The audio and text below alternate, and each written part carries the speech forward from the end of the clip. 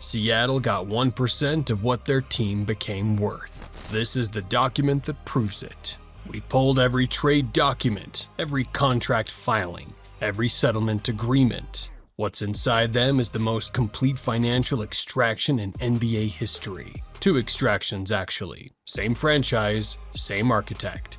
18 years apart. Howard Schultz owned the Seattle Supersonics for 5 years. When athletes let the team go, that's when everything changed. When you get a great owner who knows how to handle players and their situation, I think it changes a lot. He did have a confidence in his ability to connect with the players. He thought he could motivate them in a way they didn't know they could be motivated. He tried to run a basketball team like his coffee business. He sold them in 2006 for $350 million. This is extremely difficult, and for me personally, disappointing.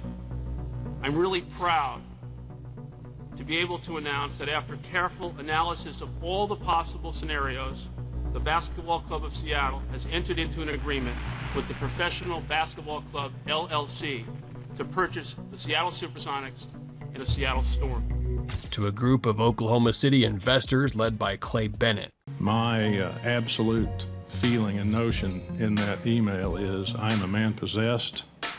I am only beginning. I will do everything I can to get this done in Seattle. And there's been an enormous misunderstanding of that, misrepresentation of that. It's been misconstrued, I'm not sure which. But I was speaking about my commitment to a process in Seattle. That phrase, good faith, is in the purchase agreement, but it is not defined anywhere in the purchase agreement. The NBA is very proud of the support that both the Sonics and the Storm have received from the Seattle community. Got a beautiful building. It's intimate, the sight lines are great. I think Seattle should be very proud of what's going on here tonight. The arena is not a state-of-the-art facility. Seattle sued to enforce the Key Arena lease, which required the Sonics to play there through 2010.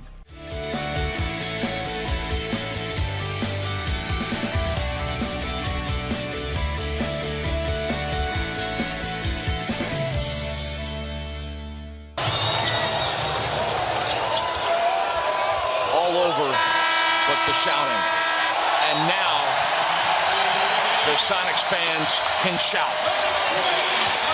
A thriller last week and a thriller this week to end their home schedule for 2007-2008.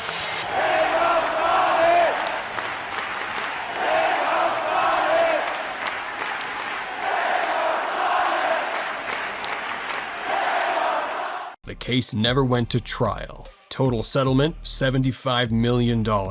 Their whole game plan was to get out of town and create as much ill will in the process as they could. I've said repeatedly what our intentions are, and that's what they are, is to be successful here. For a franchise that is now worth $4.35 billion.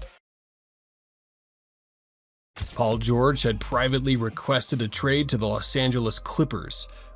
When negotiations first started, and it was 260.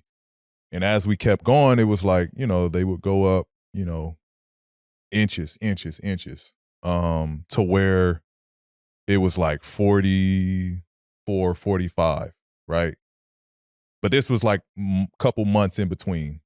Presti had one of the most valuable trade assets in the league, and he was about to turn it into something the NBA had never seen. Time that he put in here will be forever remembered, I think, by not only our fans, but just the citizens of Oklahoma.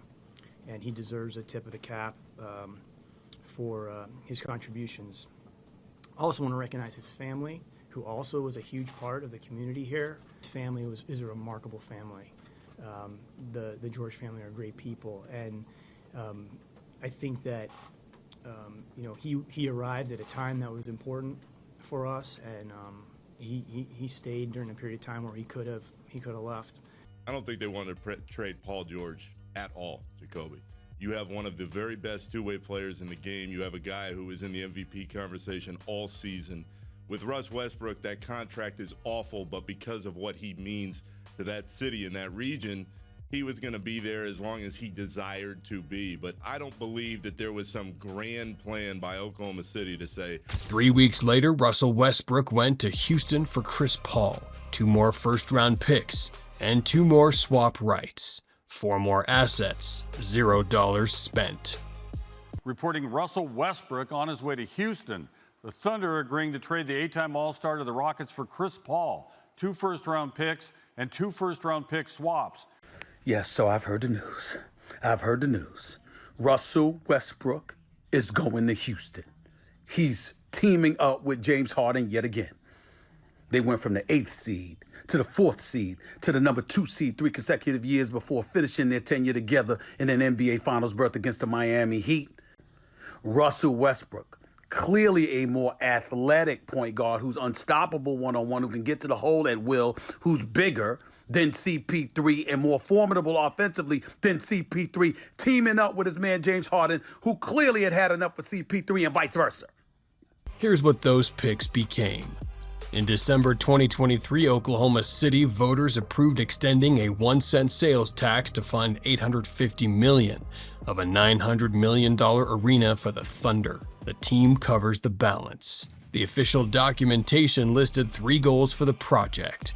So a 15-year commitment hopefully says to everyone, we are committed to Oklahoma, we are committed to the Thunder, and we are excited about this partnership and look forward to great things ahead. The leadership of Condon knows that the future is very bright for the company. The 3rd goal written into the public record was this. The public voted to maximize the team's revenues.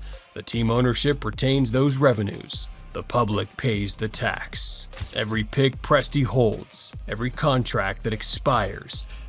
Chase, Chris said that when you got traded to the Thunder, he sent you some words of encouragement via text, and then kind of smiled and said, and then we just became teammates a few days later. So what was that time like, and what did Chris mean to you in those moments when your NBA career was kind of in flux at the moment?